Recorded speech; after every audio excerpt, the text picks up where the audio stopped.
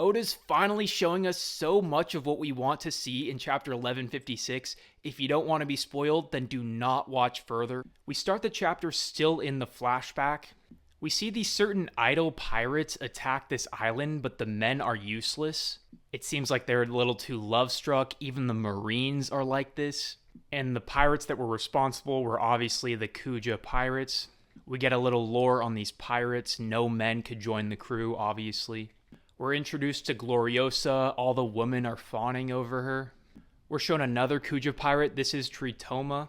She's handing Gloriosa her fan letters, and it seems like Gloriosa got way less than Shaki. Gloriosa is pissed that Shaki has outshined her again, but I guess this is a regular thing. Shaki is the first mate of Gloriosa. Then they notice that an enemy is up ahead. It's the Roger pirates, and Gloriosa is kind of simping. Roger is speaking over a megaphone, and he wants to win their first mate, Shaki. I guess Gloriosa loves Roger, so she's pissed that he would ask this. Then Shaki comes out and stops the Roger pirates in their tracks. They all try to win her over, including Gabon, but Shaki immediately just manhandles Gabon. Then Roger is pissed. He's like, how dare you do that to Gabon? And Shaki does her thing to Roger.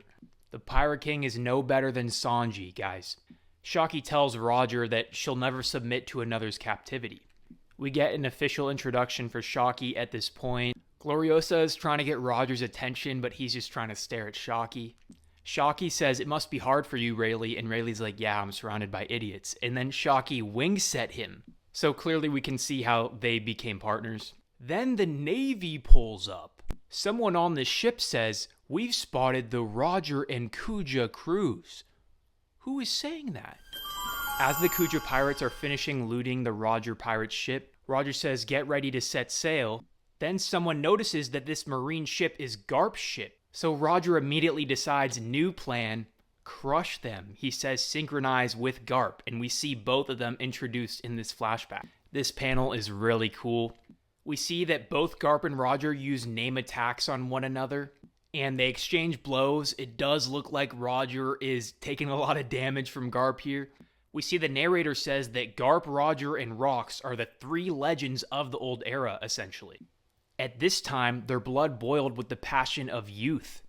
Now, we do not see Bogard in these panels. We don't even really see Garp's ship, frankly. And this is a huge disappointment, but I'm pretty sure Bogard is on that ship, and I'll get into more of this at the end of the chapter. We're shown that the Kuja pirates were at the height of their popularity at this time. Gloriosa is falling ill with the love sickness because of Roger. Shaki went on to be crowned Empress of Amazon Lily, as we know. Her popularity would grow to an unimaginable level. Then we're back in Elbaf at the tavern.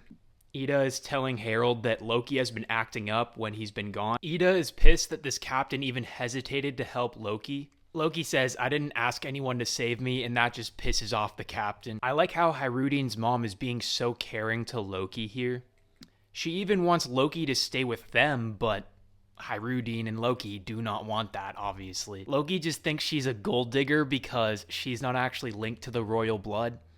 It pisses off Hyrudine and Harold, but Ida just thinks it's funny. We see another kid is crying because of Loki's actions, and Loki is just tired of Elbaf in general. He wants to join the Rox Pirates crew. Every time Rox came to Elbaf to try to recruit Harold, Loki tried to join, and they would never let him. But then we're shown Hachinosu several months after it was taken over by the Rox Pirates. It doesn't have those skull eyes in the island yet. We see someone came to the island to try to join the Rox Pirates. And some of these pirates are like, bro, they're the ocean's all-stars. They're not going to let you join. Someone else said just head towards that fish-shaped boulder and you'll probably find them.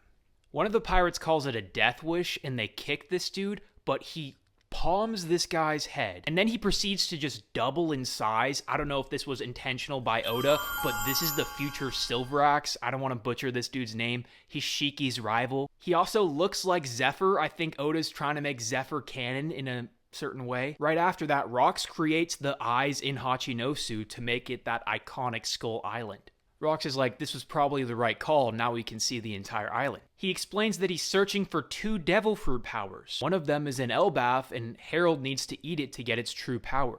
Captain John says we're gonna need those Galley Law folks, aren't we?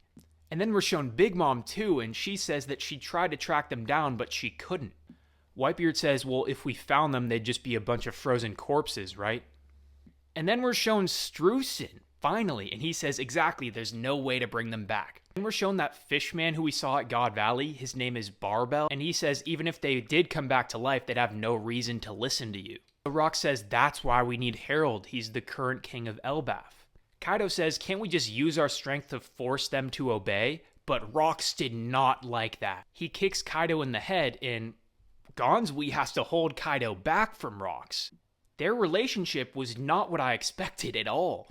You can even see Rox puts his hand on his sword. He was ready to give Kaido the work. But they just got this island. They don't want to destroy it yet, so they're trying to hold back themselves. John says, let's stay on this island while we gather more cash. And Rox tells Kaido, I don't want to do that to Harold. He's my good pal.